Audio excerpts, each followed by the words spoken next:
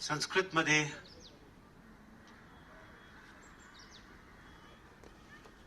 जे चरक संहिता आहे त्यामध्ये लिहिलेले आहे की शरीरम माध्यम खलु धर्म साधनम. याचा अर्थ असा होतो कि शरीर ही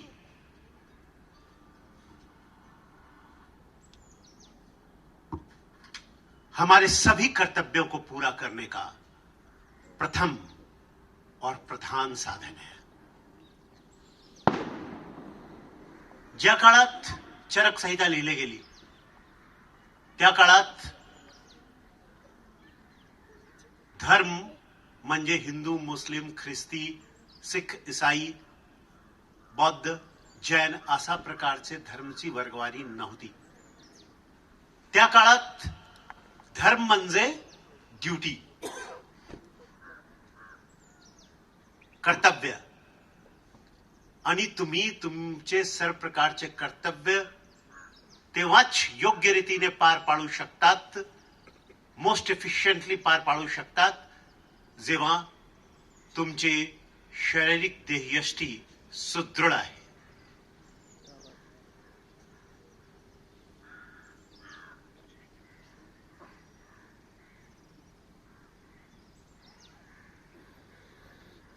चरक संहितेत हे पण लिहिलेले आहे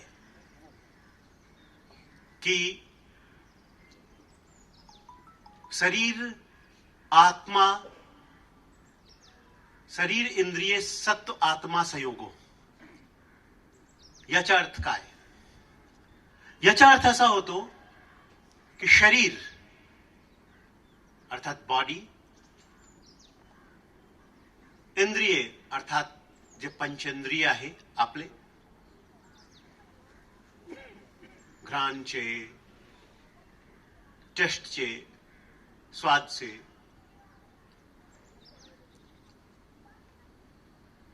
वेगवेगळे जे इंद्रिय आहे आपले 5, ते सर्व इंद्रिय आणि सत्व म्हणजे माइंड, मस्तिष्क आणि आत्मा याचा संयोग खऱ्या अर्थाने सफल जीवन आहे. आणि यासाठी जर फकत आपण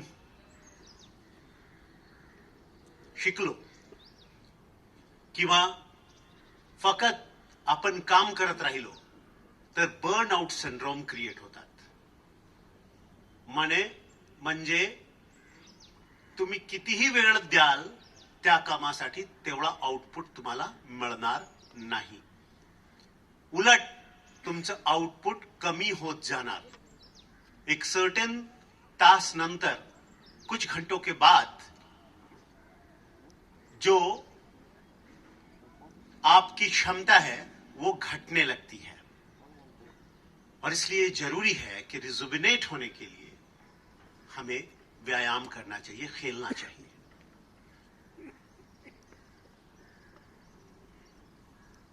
ये बात अलग है कि ये कहावत रही है कि खेलोगे कूदोगे तो होगे खराब और पढ़ोगे लिखोगे तो बनोगे नवाब. इसमें सच्चाई नहीं है. जो खेलते कूदते हुए पढ़ते हैं वो ज्यादा बेहतर तरीके से अपना जीवन भी जीते हैं और पढ़ाई भी करते हैं और अपने लक्ष्यों को ज्यादा स्पोर्टिंगली हासिल करते हैं. खेल भावना के साथ, क्रीड़ा भावना के साथ प्राप्त करते हैं अपने लक्ष्यों को. अन्यथा लक्ष्यों को प्राप्त करते हुए अपनी मंजिलों तक पहुंचने से पहले लोग थक जाते हैं, हार जाते हैं और हार मान लेते हैं. पर खिलाड़ी कभी हार नहीं मानता.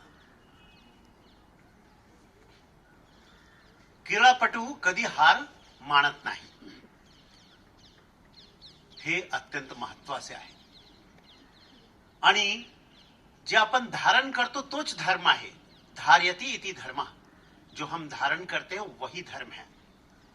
और जब हम शरीर से स्वस्थ रहेंगे, मन से स्वस्थ रहेंगे, इंद्रिय और आत्मा से स्वस्थ रहेंगे, हम संतुष्ट रहेंगे, हम समाधानी रहेंगे, तो उस वक्त हम अपने सभी कर्तव्यों को उचित तरीके से संपादित और निष्पादित कर सकेंगे। इस बात को समझना बहुत जरूरी है। हमारा देश और हमारे देश के लोग बचपन में थोड़ा बहुत खेल लेते हैं, लेकिन जैसे ही वो नौकरी पेशा में लग जाते हैं, व्यवसाय में लग जाते हैं, वो खेलना छोड़ देते हैं। उन्हें लगता है कि अब उनकी व्यस्तम जिंदगी से खेलने के लिए समय देना मुश्किल है। आप खाने के लिए समय दे सकते हो, पीने के लिए समय दे सकते हो, पीने के लिए भी समय दे सकते हो, ठीक है? तो अच्छी जिंदगी जीने के लिए आप व्यायाम के लिए समय क्यों नहीं दे सकते, वर्जिश के लिए समय क्यों नहीं दे सकते? चीन एक जमाने में अफीम का बड़ा केंद्र हुआ करता था। बाद में चीन ने नारा दिया, build your body save your country, बदन बनाओ देश बचाओ। और आज चीन जो है वो विश्व के सिरमौर अमेरिका से पदकों की तालिका में आगे है। और आज वो बाजार और युद्ध में भी कहीं कम नहीं है। तो इन सब का कारण है कि उन्होंने शरीर सौष्ठव के प्रति, देहयष्टि के प्रति, स्वास्थ्य के प्रति विशेष ध्यान दिया है। हजारों ओलंपिक स्कूल बनाए हैं, हर चौक चौराहे पर ओपन जिम तैयार है। और इसीलिए चीन आज हमसे कहीं बहुत बहुत आगे है। उसका मुकाबला करना है तो पहली शुरुआत खुद से करनी होगी। Charity begins at home. हमें अपने आप को स्वस्थ और सुदृढ़ बनाना होगा, तभी देश स्वस्थ और सुदृढ़ बनेगा। देश किससे बनता है? एक छोटा सा दृष्टांत देता हूं। मैंने अहमदनगर जिले में पुलिस अधीक्षक का, वरीय पुलिस अधीक्षक का पद संभाला था, और इसलिए मुझे वहां की ये कहानी पूरी तरह से याद है, क्योंकि जब 1942 का 1942 का सन 42 का जो भारत छोड़ो आंदोलन हुआ था, उस आंदोलन में देश के स्वतंत्रता संग्राम में लड़ने वाले सभी नेताओं को अहमदनगर किले में कैद कर दिया गया था। फक्त महात्मा गांधी को यहां के आगा खां पैलेस में कैद किया गया था 0 आवर्स में। 8 और 9 अगस्त के 0 आवर्स में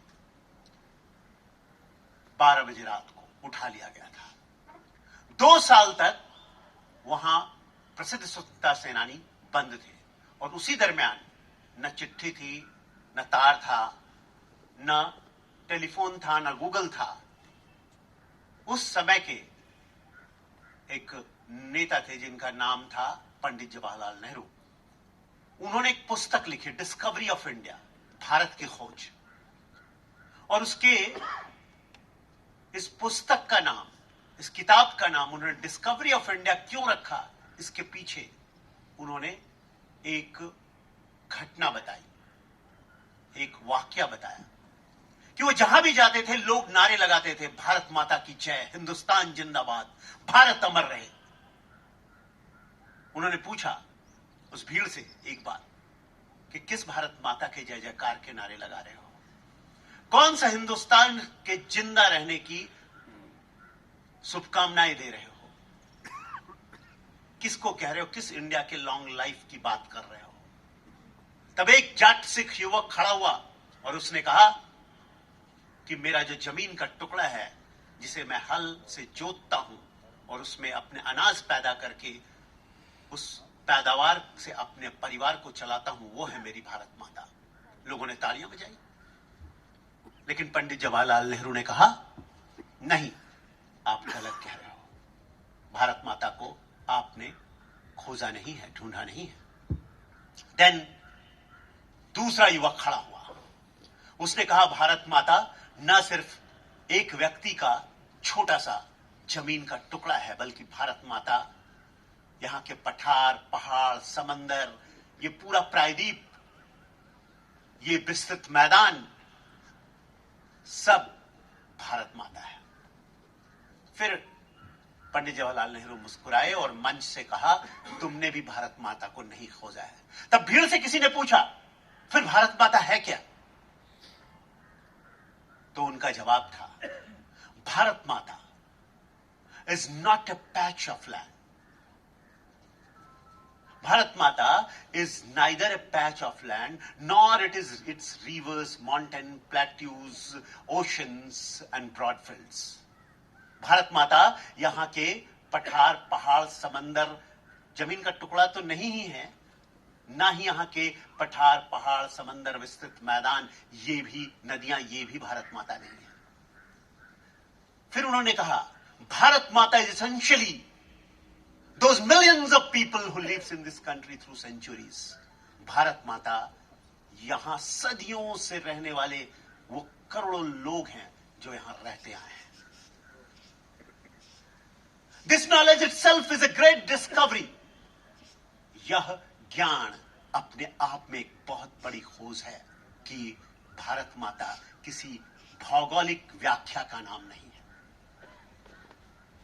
नहीं तो चांद को भी कोई अपना देश कहता, मंगल को भी कोई अपना देश कहता, जिसमें 54 करोड़ पृथ्वियां समा सकती है, उस सूरज को भी कोई देश कहता, लेकिन वो किसी का देश नहीं है। अंटार्कटिक और आर्कटिक भी किसी का देश नहीं है। इसी धरती पे जहां बर्फ ही बर्फ है, जहां लोग नहीं रहते, देश बनता है वहां के लोगों से। और इसलिए हम अगर खुद को सुदृढ़ बनाते हैं तो देश को सुदृढ़ बनाते हैं।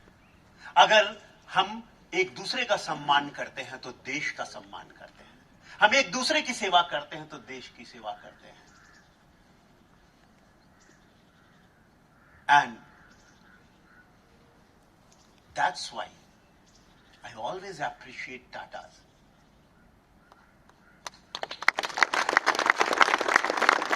कि उन्होंने जब भारतीय और कुत्ते होटलों में अलाउड नहीं थे, परमिटेड नहीं थे, उन्होंने 1902 में होटल कंपनीज की स्थापना की, इंडियन होटल कंपनीज की, और ताज होटल बनाया, जो कि अंग्रेजों के होटल से, विदेशियों के होटल से कई गुना खूबसूरत था। और आज भी विश्व से लोग इस होटल को देखने और रहने आते हैं। ये भारत माता का प्यार है उनके अंदर। इसीलिए उन्होंने उस जमाने में 1906 में भारत में इस्पात का कारखाना शुरू किया, गाड़ियों का उत्पादन शुरू किया, जब हिंदुस्तान में कोई उसके बारे में सोच भी नहीं सकता था। चलिए, ये तो उद्योग धंधे की बात हुई, लेकिन उन्होंने फिलैंथेरेपी भी, मतलब मानवता के कार्य भी उतने ही बड़े पैमाने पर किए और हमेशा करते रहे। खेलों में टाटा ग्रुप के चुने हुए खिलाड़ी जो वहां नौकरी करते हैं, वो भी राष्ट्रीय और अंतर्राष्ट्रीय स्तर पर अपने शानदार खेलों के लिए जाने जाते हैं।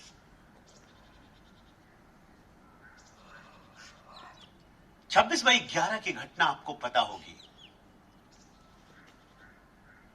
तब मैं मुंबई में नहीं था, लेकिन मैंने एक चीज पढ़ी टाटाज के बारे में।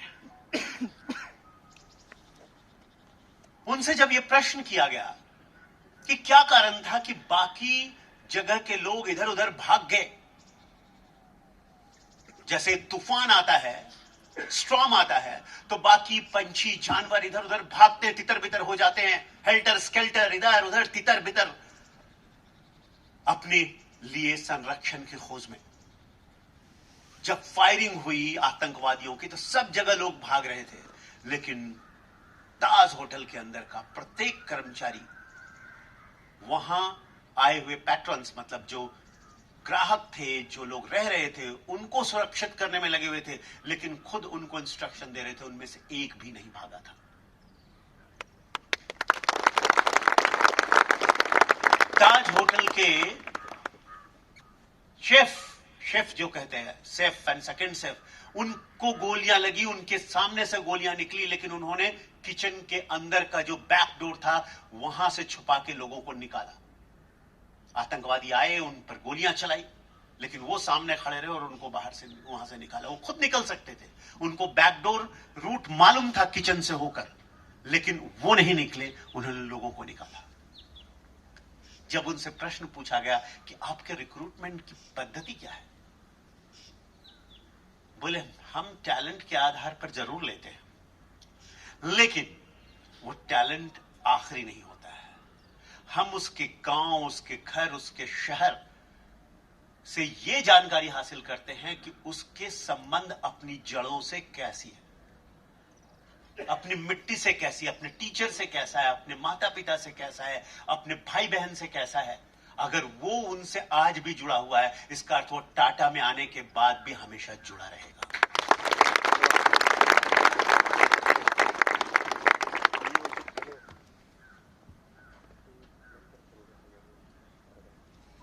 Though I'm proud of all the people who work in Tata, and आप देखेंगे दूसरी कंपनियों से लोग छोड़कर निकलते हैं, लेकिन टाटा ग्रुप से लोग निकलते नहीं हैं। सैलरी कितनी है इससे महत्व नहीं है, सम्मान कितना है ये ज्यादा महत्वपूर्ण है।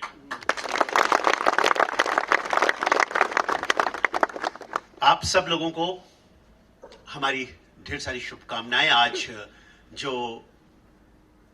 क्रीड़ा आपका हुआ था, आपका टाटा मोटर्स का स्पोर्ट्स डे, और इस संदर्भ में आप सब लोगों को यहां पर सम्मानित किया गया प्रातिनिधिक तौर पर, मैं उन सबको शुभकामनाएं देता हूं। मैं इतना ही कह सकता हूं कि समगच्छद्दम संबद्धम संब मानसी जानताम, समान मंत्र समिति समानी समान मनस चिंतसाम, समान मंत्रा विमंत्र व समानेन वह विषाज होमी, समानी व आकृति समानी दयाने व समानमस्तो वय मनो यथा वै सुसाहसती। याचा अर्थ स्पष्ट आहे। आपण सर्वजन एकत्र बोलत बसू, एकत्र चालू, एकत्र मिळून मंत्रणा करू, एकत्र मिळून यज्ञ आणि कर्म करू, एकत्र मिळून संकल्प घेऊ आणि ज्ञान आणि समृद्धी मिळवू। हा ज्ञान आणि समृद्धी मिळवण्याचा हा जे वाटचाल आहे ते आपण नेहमी चालू ठेवा। टाटा ग्रुपची उत्तरोत्तर अशी प्रगती हो आणि टाटा ग्रुपचे जे विचारधारा आहे ते बाकी कंपन्यांकडे पण पोहोचो, आणि ही विचारधारा जे आहे की सर्वांना सोबत घेऊन चालण्याची, सर्वांचं जे विकासची भावना आहे ती भावना घेऊन आपण पुढे वाटचाल करू। पण एक गोष्ट आहे की तुम्ही वेळ नाही असा सांगून वेळ काळूपणा करू नये, कारण माझ्यासारखा तुम्ही आत्ताच बघत आहे कितीदा फोन येत आहे, आता थोड्या वेळानंतर मी फोन उचलायला सुरू करेन। असा कोणी माणूस नसतो ज्यांना 24 तास पेक्षा 1 सेकंड पण जास्त मिळतो। तुम्हाला तोच 24 तासाचा उपयोग करावा लागतो, आणि त्यामध्ये तुमच्या व्यायामासाठी तुम्हाला टाइम काढावाच लागेल। माझ्यासारखा व्यस्त माणूस, मी जेव्हा आयरनमॅन केला होता तेव्हा बोट्यावर मोजणे इतके लोकांनी आयरनमॅन केले होते, कारण मिलिंद सोमन आणि एखादी स्पोर्ट्स पर्सनने केला होता ज्यांच्याकडे वेळ होता या गोष्टीसाठी, त्यांच्या व्यवसायाच फिटनेसचा आहे। पण जेव्हा मी केले आयरनमॅन, ते ऐकल्यानंतर लोकांना वाटलं एक आयपीएस अधिकारी एवढा व्यस्त असताना करू शकतो तर आम्ही का करू शकत नाही। तर आता 4-5 आयरनमॅन आहे या देशात। आयरनमॅन काय आहे तुम्हाला सांगितलंच की 4 किलोमीटर स्विमिंग आहे, 180 किलोमीटर सायकलिंग आहे आणि 42 किलोमीटर धावणे आहे। ते त्याच ऑर्डरमध्ये, त्याच क्रममध्ये 16 किंवा 17 तासाच्या आत पूर्ण करावा लागतो। ते मी 14 तासात पूर्ण केले होते. आणि त्यानंतर मी अल्ट्रामॅन केले. अल्ट्रामॅन म्हणजे काय? 10 किलोमीटर पोहणे, 10 किलोमीटर पोहणे, त्यानंतर 421 किलोमीटर सायकल चालवणे आणि त्यानंतर 84.5 किलोमीटर धावणे. हे तुम्हाला 36 तासात पूर्ण करावं लागतं. मी 34 तास 21 मिनिटात पूर्ण केलं. आणि त्यानंतर रेस अक्रॉस वेस्ट अमेरिका मी केली. एवढा व्यस्त असताना मला सुट्टी पण हार्डली मिळतो की त्यासाठी मला की ॲक्लिमटायझेशनसाठी त्या ऑस्ट्रेलियामध्ये किंवा फ्रान्समध्ये किंवा अमेरिकेमध्ये, अमेरिकाचा तर असा होता की एक्स्ट्रीम टेम्परेचर होता. जे ओशन साईड कॅलिफोर्निया आहे तिथून रेस सुरू करायचं, त्यानंतर ग्लास एलिव्हेटर हिल्स मध्ये वर चढायचं, खाली उतरायचं, ड्रॉप डाऊन व्हायचं आणि तिथे 900 किलोमीटर जे आहे डेझर्ट्स आहे, मरुभूमी, वाळवंट. आणि त्या मरुस्थलमध्ये 900 किलोमीटर मध्ये टेम्परेचर 47 ते 52 डिग्री सेंटीग्रेड आणि रात्री टेम्परेचर -8 ते -12 डिग्री सेंटीग्रेड. आणि त्यामध्ये तुम्हाला सायकल चालवावा लागतो आणि ते तास तुम्हाला दिलेले असते फक्त 92 तास, 92 तास. आणि त्या 92 तासामध्ये तुम्हाला पूर्ण करायचं आहे 1500 किलोमीटर हा डेझर्टमध्ये. आणि नंतर तुम्हाला जे कॉलोराडो प्रोव्हिन्स आहे तिथे जाऊन कोलोराडोमध्ये तिथे रॉकी हिल्समध्ये, रॉकी माउंटेन्स जे आहे त्यामध्ये 59,000 चे ग्रॅज्युअल असेंट, चढ उतार करून 59,000 फूट, डबल दॅन एव्हरेस्ट, तेवढा तुम्हाला सायकल वर वर वर चालवावा लागतो. आणि तिथे तुम्हाला एवढा अवघड मतलब सायकल चालवल्यानंतर शेवटी तुम्हाला अगेन ड्रॉप डाऊन टू एक प्लेस तिथे सांगितले जातात, त्याला नाम आहे डुरांगो, मेक्का ऑफ सायकलिंग. तिथे पोहोचून ते फिनिश करावा लागतो. तर इस तरह की ये भी जब मैं कर सकता हूं. मी खरं सांगतो, मी काही स्पोर्ट्समॅन नव्हतो स्कूल कॉलेजमध्ये, त्यामुळे तुम्ही हे सांगणार की ते सुरुवातीपासून असेच असावे, ते खूप स्पोर्ट्स करत असावे, तसा पण नाही आहे. मी स्पोर्ट्समॅन नव्हतो. मी काही मतलब वेगवेगळे मल्टिपल ऍक्टिव्हिटीमध्ये सहभागी होणारा माणूस होतो. ड्रामा क्लब, सायन्स क्लब, हे क्लब, ते club, debate club, education club, जे सर्व क्लबचे मी प्रेसिडेंट असायचो. तिथले पत्रिकाचे संपादक असायचो. मतलब जो हमारी पत्रिका होती थी स्कूल की, उसका भी मैं संपादक हुआ करता था स्कूल कॉलेज की. तो मैं स्पोर्ट्स ऐसे एज अ फन, थोड़ा बहुत दौड़ लेना, थोड़ा बहुत साइकिल कर लेना, थोड़ा बहुत स्विमिंग कर लेना, ये एज अ फन किया करता था. हमारे जमाने में तो वहां स्विमिंग पूल भी नहीं था. मैं तो झील और नदी में मैंने थोड़े बहुत स्विमिंग सीखी थी. पण एकदा ठान ली तो ठान ली, परवाह नहीं तूफान की. मैं अपनी एक कविता से आप लोगों को प्रेरणा देना चाहता हूं. आप सभी को लगता होगा कि आप आम हैं, लेकिन आप खास हैं.